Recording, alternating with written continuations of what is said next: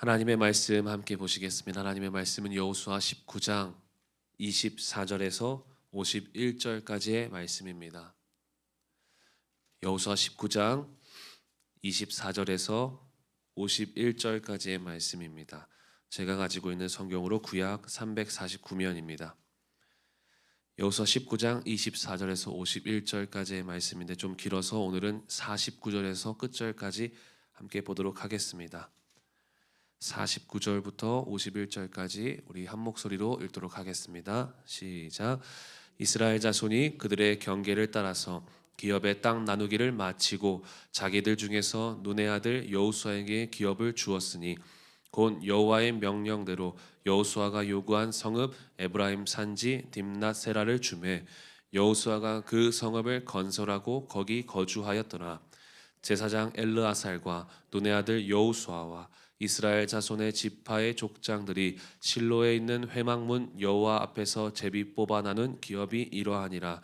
이에 땅 나누는 일을 마쳤더라. 아멘.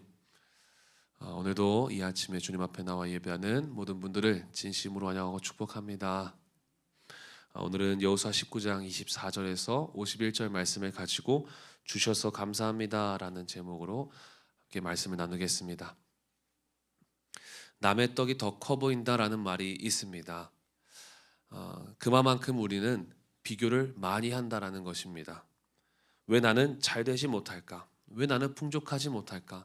나는 왜 이 정도밖에 되지 못할까라는 생각을 하며 살아가는 것이죠. 그러나 좋은 생각은 아닌 것 같습니다. 누구나 한 번쯤은 해볼 생각이지만 우리에게 그렇게 그닥 좋은 생각은 아닌 것 같습니다. 우리가 가져야 할 더 좋은 생각, 더 건강한 생각이 있습니다. 오늘 본문 19장은 땅 분배의 가장 마지막 장면을 우리에게 보여줍니다.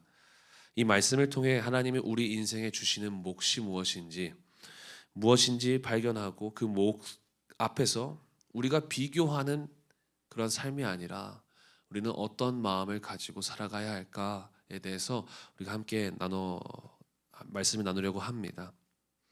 오늘 읽진 않았지만 이 긴 본문 속에 납달리 그리고 단 아셀 지파는 땅을 분배받게 됩니다. 하나님께서 마지막 남은 지파까지 땅을 다 약속하신 땅을 다 분배하시고 다 주셨습니다. 그런데 이 긴 본문을 단순히 땅 분배하셨구나, 땅을 다 받았구나라고 우리는 그렇게 보아서는 안 됩니다. 이 땅 분배에는 하나님의 공평하신 은혜가 우리 여기에 말씀에 담겨져 있습니다. 하나님은 잘난 지파뿐만 아니라 약해 보이는 지파, 별 볼 일 없는 지파까지 모든 지파에게 빠짐없이 약속의 기업을 주셨습니다. 그 누구도 땅 분배 목록에서 제외하지 않으셨습니다.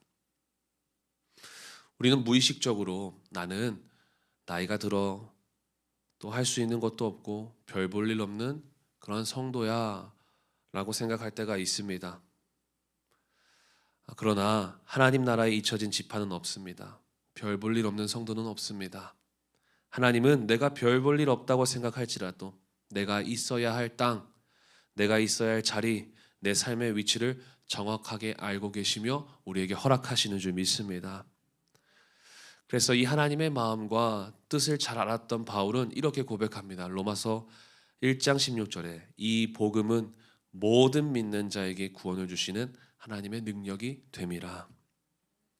복음은 남녀노소 지위 고하를 막론하고 모든 믿는 자에게 구원을 주시는 하나님의 능력입니다.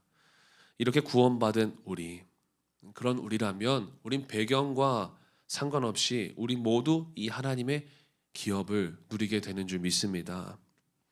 저는 이 하나님의 공평하신 은혜를 알고 위로받고 힘을 얻는 오늘 이 하루가 되기를 간절히 소망합니다. 그런데 오늘 본문엔 남은 지파들만 땅을 분배받은 것이 아닙니다. 49절 말씀에 보니까 이스라엘 자손이 여호수아에게 기업을 주었으니로 기록됩니다.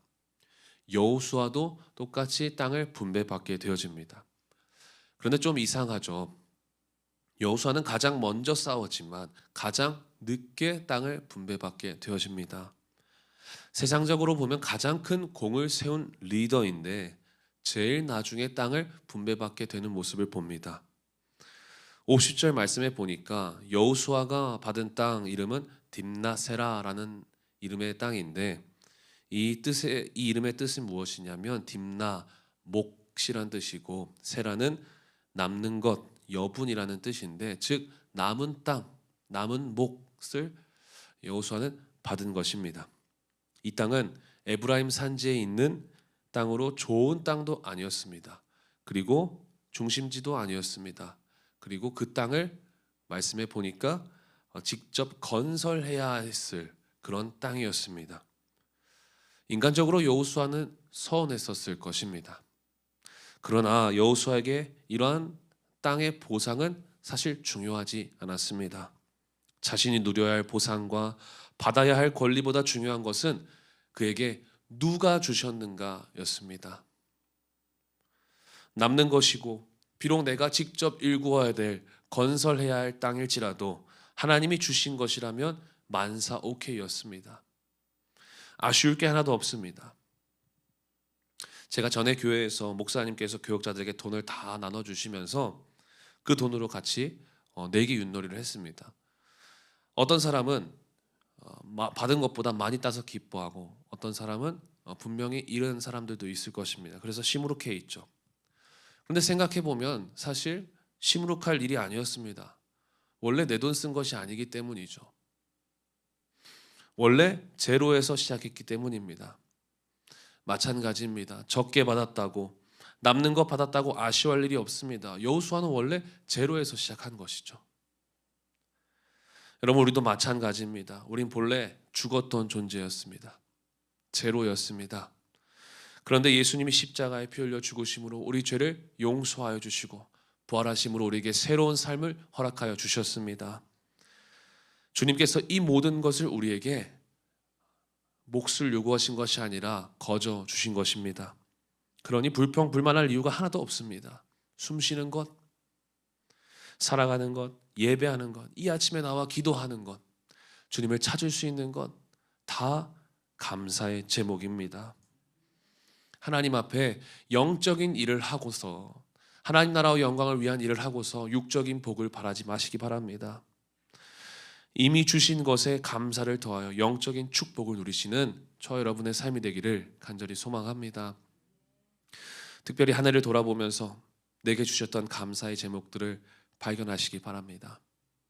내게 행하셨던 주님의 일들을 찬양하는 이 연말이 되었으면 좋겠습니다.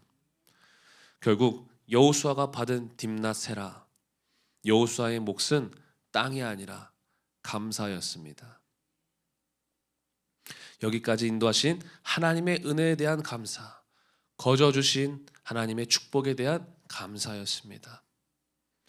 여러분 하나님은 우리 모두를 사랑하셔서 구원하셨습니다. 그리고 제로였던 우리에게 천국을 기업으로 주셨습니다.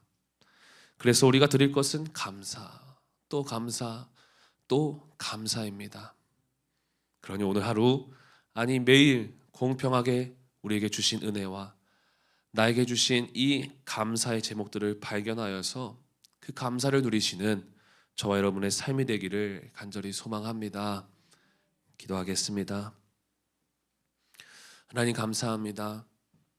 하나님께서 주시는 공평하신 은혜, 나는 나이가 들고 아무것도 할 수 없고 교회 공동체 안에서 별 볼 일 없는 성도야 라고 생각하며 살아왔던 우리에게도 똑같은 몫을 주시며 하나님께서 주시는 공평하신 은혜를 누리게 하심에 감사드립니다.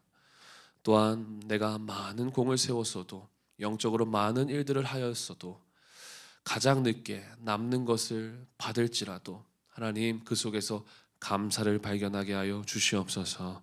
우리에게 주셨던 하나님의 은혜를 기억하게 하여 주시고 남는 것일지라도 하나님께서 우리의 기업 되심을 잊지 않게 하시고 제로였을지라도 이미 주신 하나님의 은혜에 감사하며 살아갈 수 있는 우리의 삶이 되게 하여 주시옵소서. 오늘도 가지고 나온 기도의 제목들 많이 있습니다. 감사의 기도를 드리며 감사의 열매를 받고 누릴 수 있는 우리의 삶이 되게 하여 주시옵소서. 감사드리고 예수님의 이름으로 기도하였습니다. 아멘.